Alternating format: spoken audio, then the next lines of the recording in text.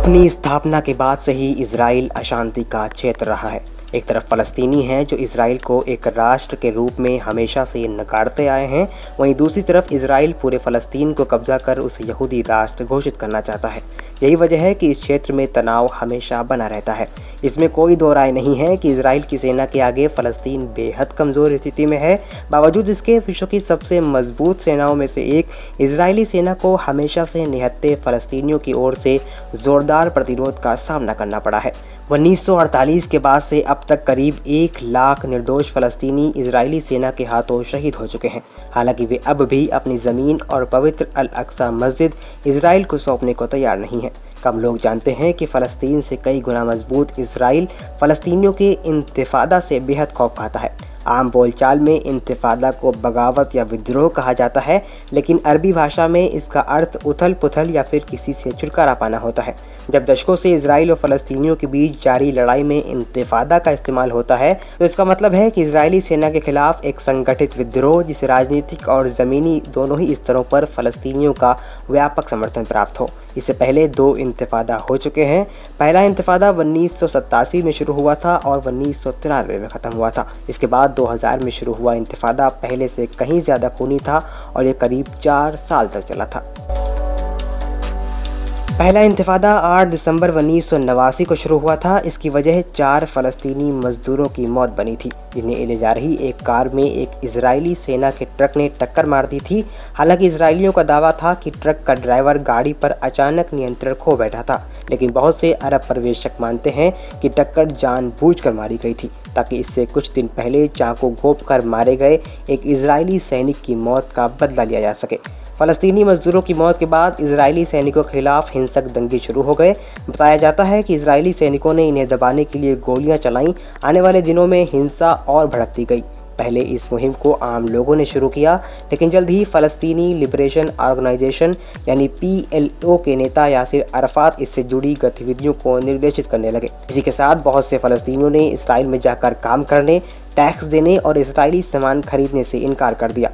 पहले इंतिफादा में ही हमास का जन्म हुआ और शेख अहमद यासीन ने मुस्लिम ब्रदरहुड और PLO के धार्मिक सदस्यों की मदद से इस संगठन का गठन किया। इजराइल ने अधिकृत क्षेत्र में बगावत को दबाने के लिए सैन्य कार्रवाई की।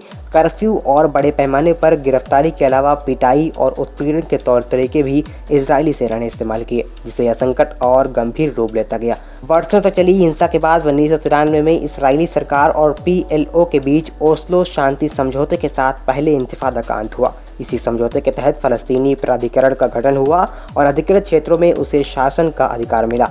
हालांकि हमास ने इसे खारिज कर दिया। पहले इंतिफादा में कितने लोग मारे गए इसे लेकर अलग अलग आंकड़े मौजूद हैं। इसराइल के एक NGO बित्सलेम का दावा है कि 1993 के अंत तक करीब 1203 फ़लस्तीनियों को अपनी जान गंवानी पड़ी थी। वहीं इस दौरान 179 इसराइली मारे गए थे। इसराइलियों की तरफ से आम फ़लस्तीनियों पर की गई बर्बर कार्रवाई के कारण अंतर्राष्ट्रीय स्तर पर उसकी छवि को गहरा धक्का लगा और उसे दुनिया भर से तीखी आलोचनाओं का सामना करना पड़ा। 28 सितंबर 2000 को इजरायली राजनेता ओरियल शरोन ने इसराइल के नियंत्रण वाले पूर्वी यरूशलेम का दौरा किया। इससे दूसरा इंतिफादा भड़क उठा। फ़लस्तीनी नेताओं ने इसे अधिकृत इलाके और यरूशलेम स्थित पवित्र अल अक्सा मस्जिद पर इसराइली दावेदारी के तौर पर देखा। इस दौरे के वक्त शेरोन इसराइली संसद में विपक्ष के नेता थे, लेकिन कुछ महीनों के भीतर ही वह प्रधानमंत्री चुन लिए गए। हमास ने 6 अक्टूबर 2000 को आक्रोश दिवस मनाया और लोगों से इसराइली सेना के ठिकानों पर हमला करने की अपील की। पहले इंतिफादा में फ़लस्तीनी इसराइली सेना पर पत्थर और बोतल बम ही फेंकते थे, लेकिन दूसरे इंतिफादा में हमास और अन्य जिहादी समूह इसराइली सेना के साथ बंदूकों और गोलियों के साथ लड़े और इसराइली सेना की बमबारी के जवाब में इसराइली शहरों पर गोलीबारी की गई। दोनों ही पक्षों की तरफ से खूब खून खराबा किया गया। हमास के हमलों से बौखलाई इसराइली सेना ने आम फ़लस्तीनियों पर गोलीबारी की और बसों, रेस्तराओं और होटलों को निशाना बनाया।